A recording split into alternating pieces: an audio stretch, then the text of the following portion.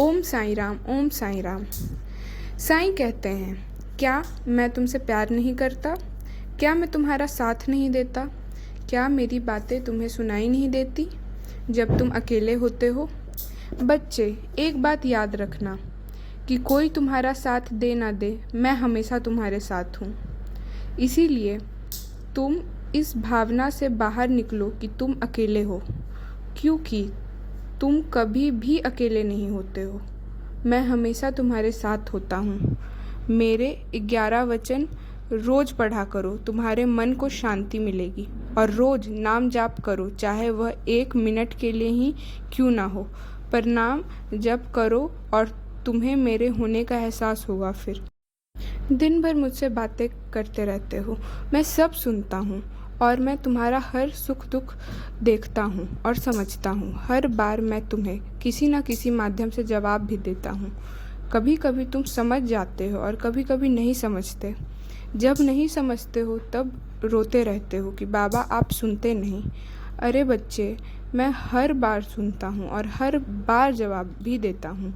बस तुम ध्यान दो तो तुम्हें पता चलेगा कि मेरा संकेत क्या है।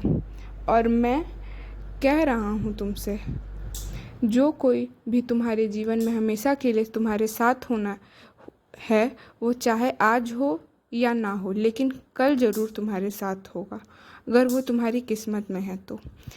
यह जो वक्त है एक जैसा नहीं रहता, हमेशा बदलता रहता है।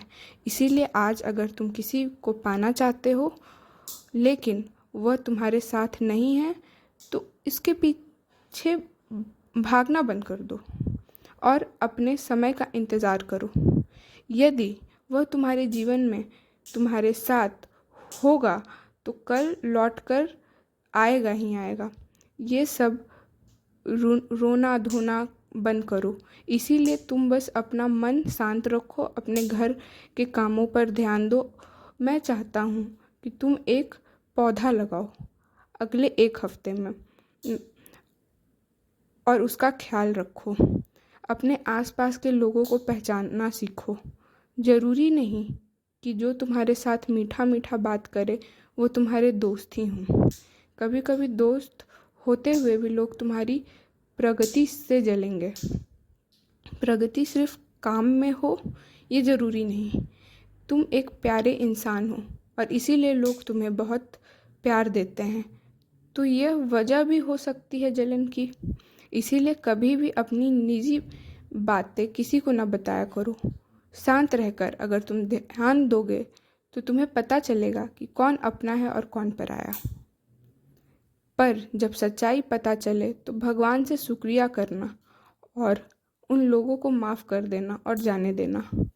मन में मैल न रखना किसी के लिए भी। पैसों की दिक्कत आज दूर हो जाएगी, चिंता नहीं करो। तुम्हारा कोई भी काम नहीं रुकेगा पैसों की तंगी के कारण।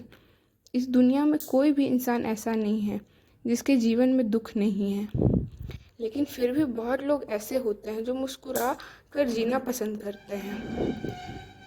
और ऐसा इसलिए संभव है उनके लिए क्योंकि वह अपने दुख से ज़्यादा छोटी छोटी खुशियों को महत्व देते हैं। और यही सही तरीका है जीवन जीने का।